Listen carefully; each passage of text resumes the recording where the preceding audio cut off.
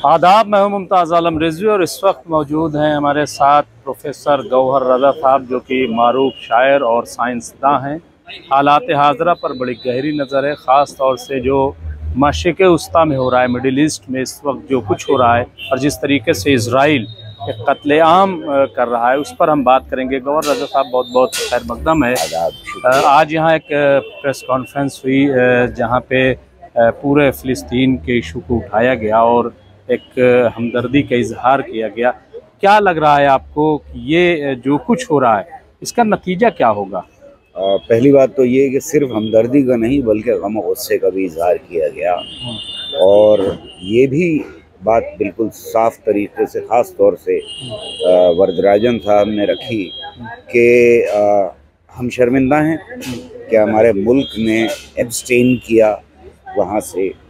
दूसरी बात जो बहुत अहम रखी उन्होंने वो ये कि इस मुल्क के अंदर हर उस आवाज़ को दबाने की कोशिश की जा रही है जो इज़राइल के ख़िलाफ़ है, जो फ़लस्तीनी अवाम के हुकूक़ की हिमायत करने वाली आवाज़ है, और लोगों को पकड़ के बंद किया जा रहा है। परमिशन नहीं दी जा रही है, इस बात की इजाज़त नहीं दी जा रही है कि वो सड़कों पर मज़ाहिर। क्यों ऐसा वजह, क्या इसकी वजह है? क्यों मैदान जंग हिंदुस्तान बन गया? ये वजह दो हैं। एक तो ये कि आज के हालात में मोदी और उनकी सोच के ऊपर असर है इजराइल का। वो वैसा ही मुल्क बनाना चाहते हैं, पहले पाकिस्तान बनाना चाहते थे, अब वो एक ग्रेजुएशन हो गया है कि अब इजराइल जैसा बनाएं जहां अवाम के कोई हुकूक ना हो, जहां कोई जुडिशरी काम ना करती हो। अभी वहां पर बिल पास किया गया है इजराइल में, और जो लगातार लड़ाई में उलझा रहे एक ऐसा मुल्क क्रिएट करने की कोशिश है। और दूसरी वजह यह है कि जाहिर है पेगासस अगर आप खरीदेंगे कहीं से, आप हथियार खरीदेंगे कहीं से, तो आपकी हिम्मत कैसे होगी उसका अपोज करने की? ये भी एक वजह है। ये भी एक वजह है, बड़ी वजह है। और मॉरल आपकी पोजीशन जो है वो ख़त्म हो जाती है उसे अपोज करने की, जो हमें साफ दिखाई होता हुआ दिखाई। आप इखलाकी तौर पे लेकिन आरएसएस तो हमेशा जो इजराइल के साथ ही रहा है। आरएसएस हमेशा इजराइल के साथ इसलिए नहीं था कि वो हिटलर के साथ था कभी। वो उस वक्त भी जेनोसाइड के फेवर में थे, आज भी वो जेनोसाइड के फेवर में। मैं अपनी ट्वीट्स में लगातार यही लिखता रहा हूँ कि वो तब भी टेररिज्म के साथ थे, आज भी वो टेररिज्म के साथ है। बस इतना ही है कि वो मजबूत, जिसके पास ताकत होती है वो उसके साथ खड़े हुए हमेशा हिस्ट्री में दिखाई दी है। तो वो तब भी वही थी, उनकी बड़ी कंसिस्टेंट पोजीशन है। हिटलर के साथ ज्यूज को ख़त्म करने में तालियां बजा रहे, गोरू गोलवालकर की किताब में लिखा हुआ, और उसको वो मिटा नहीं सकते। कोशिश करके आज के दौर में वो बहुत कोशिश कर रहे हैं, उसकी नए नए एडिशंस छाप रहे हैं उस किताब के, लेकिन वो मिटती नहीं है हिस्ट्री। बहरहाल हम सबको ये मालूम है कि उस वक़्त वो जो नरसंहार, जो जेनोसाइड हुआ है हिटलर ने किया है उसके साथ, और आज जो फ़िलिस्तीनियों का नरसंहार हो उसके साथ। एक चीज़ और प्रेस कॉन्फ्रेंस में कही गई कि मोदी सरकार इतनी कमज़ोर है कि वो इजराइल का भी खुल करके जो है साथ नहीं दे पा रही है। ये जो जुमला है ये किस कॉन्टेक्स्ट में हम देखें? मैं लगातार ये बात कहता रहा हूँ जिस दिन से मैंने इस बात को सुना है कि हमने एब्सटेन किया है। 120 मुल्कों ने जी साथ दिया, कुछ 6-7 मुल्क थे जो वेस्ट के हैं हमारे, उन्होंने उसके खिलाफ वोट किया है।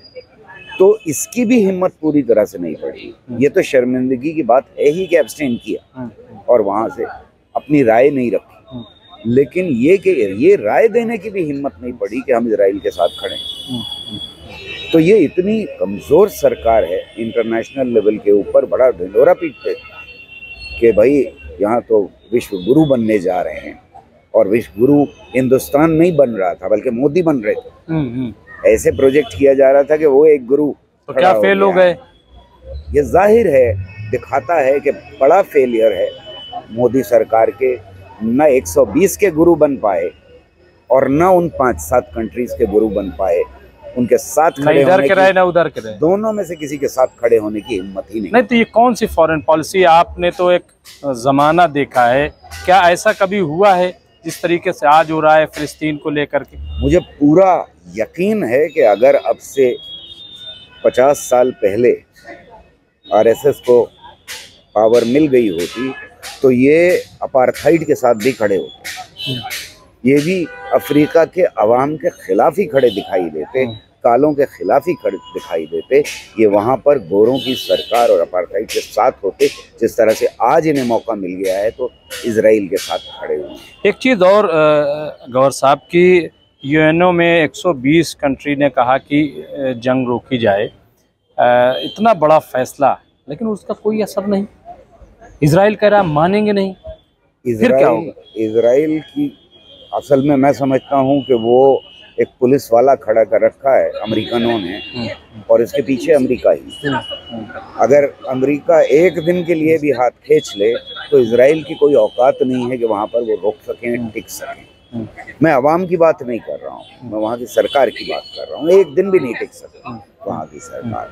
तो ये पुलिस वाले को जो सारी दुनिया को धमकी दे रहा है, और ख़ास तौर से जितनी बुरी तरह से बेइज्जती की है इन्होंने सेक्रेटरी जनरल की, वो उसके ऊपर शर्मिंदा होना चाहिए। पूरी इंसानियत को शर्मिंदा होना चाहिए। बदतमीजी की हर हद पार कर दी। एक चीज़ और कि जिस तरीके से गज़ा को खाली कराया गया, बाकी बचे लोगों को मारा जा रहा है, और ये पूरा मंसूबा है ऐसा लग रहा है, क्योंकि आप देखिए कि अमेरिकी प्रेसिडेंट आ जाते हैं, सुनाक आ जाते हैं, उधर से तमाम मतलब जो साथी हैं वो इजराइल बाकायदा पहुंचते हैं और अपने साथ हथियार लेकर के। एक सवाल ये है कि अगर गजा पे कब्जा कर लिए मान लीजिए, तो क्या इजराइल जो है वो फिर सुकून से रह पाएंगे? ना इजराइल सुकून से रह पाएगा और ना इंसानियत सुकून से रह पाएगी। मैं ये समझता हूँ कि सिर्फ और सिर्फ एक ही सोल्यूशन है, और वो ये है कि जो हुकूक हैं जिसके अवाम के वहाँ पर, और ख़ास तौर से इजरायली अवाम पूरी तरह से उनके साथ नहीं है।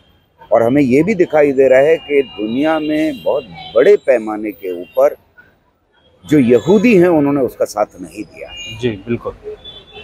दूसरी तरफ हमें साफ दिखाई दे रहा है कि जो जिस तरह से हमला कर रहे हैं लगातार फिलिस्तीनी अवाम के हुकूक के ऊपर, उस हमले को बंद किए बिना कोई सोल्यूशन पॉसिबल नहीं, कोई हल निकाला नहीं जा सकता। पहला ये लेकिन मैं हिंदुस्तान पे वापस आना चाहता हूँ, जो हमें अभी देखने को मिला है, और ये बड़ी शर्मिंदगी की बात है कि हमको इतने बड़े लेवल के ऊपर प्रोपेगेंडा देखने को मिला है, जो सीधा ऐसा लग रहा था कि इजराइल कर रहा है। कोई भी मुल्क जब जंग में जाता है तो वो बहुत सारी उल्टी सीधी बकवास करता है, अपने बारे में कहता है, झूठ फैलाता है। वो आरएसएस के ट्रोल आर्मी ने फैलाया है, और ये बड़ी ख़तरनाक बात है कि हमारा मुल्क इस तरह से बिहेव कर रहा था, और उसमें आरएसएस उस तरह से बिहेव कर रही थी, जिसको लोगों ने बार बार कहा भी है कि मणिपुर शायद इजराइल में है और इजराइल मणिपुर में, ऐसा लग रहा है। इस ताल्लुक से मैं ज़रूर अब ये पूछना चाहूँगा कि जिस तरीके से आपने देखा कि एक मीडिया तबका इजराइल पहुँच गया दूसरे ही दिन, और वहाँ से जिस तरह की रिपोर्टिंग हुई, क्या इससे पहले इस तरीके का नज़ारा आपने देखा? मीडिया कभी नहीं हुआ। हिंदुस्तान का मीडिया इस तरह से घुटनों के बल कभी नहीं गिरा, इस तरह से उसने अपनी मट्टी पलीत दुनिया भर में कभी नहीं कराई, क्योंकि ये जो कुछ कर रहे हैं वो तो अमेरिका के और इजराइल के मीडिया ने भी वो नहीं किया जो यही कर रहे हैं। इजराइल के मीडिया में भी हमें दिखाई देने को मिलता है कि फिलिस्तीनी अवाम के लिए आज भी आवाज़ें उठ रही, इजराइल के अंदर लिखा जा रहा है, लिखा जा रहा है, लोग लिख रहे हैं, लोग कह रहे हैं, लोग प्रोटेस्ट कर रहे हैं, पर यहाँ उसको बंद कर दिया गया है। ये बड़ी ख़तरनाक बात है। लेकिन इस पूरे पीरियड में अगर आप देखें तो एक बड़ी अजीब बात देखने को मिलती है, और वो ये बात है कि जब भी हमास की बात हो, जब भी फ़िलिस्तीन की बात हो, एक तो फ़िलिस्तीनी अवाम और हमास को मिला करके कहा जाता है। हर मैसेज में ये दोनों चीज़ें कंफ्यूज करने की कोशिश की जाती है। हमास फ़िलिस्तीन है और फ़िलिस्तीन हमास है, और उसके ऊपर हमास के साथ या फ़िलिस्तीन के साथ हमेशा इस्लामी लफ्ज़ जोड़ दिया जाता है।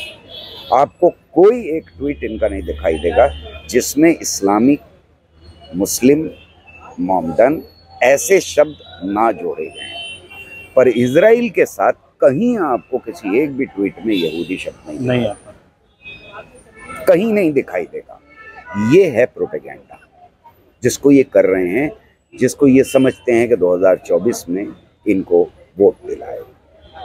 ये इनको लग रहा है। ये अच्छा, ये जो इतना है सब कुछ ये इलेक्शन की वजह से भी है, और ये जो मणिपुर में हो रहा है या जो और इश्यूज दबाने के लिए आप बार बार कहें कि ये इस्लामिक मामला है सारा, और इसलिए हम जो है टेररिज्म है, इसलिए हम इजराइल के साथ हैं और ये खतरा हमारे मुल्क नहीं। लेकिन क्या आपको लग रहा है, मैं तो फील्ड में जाता हूँ, क्या आपको लग रहा है इसका बेनिफिट मिलेगा?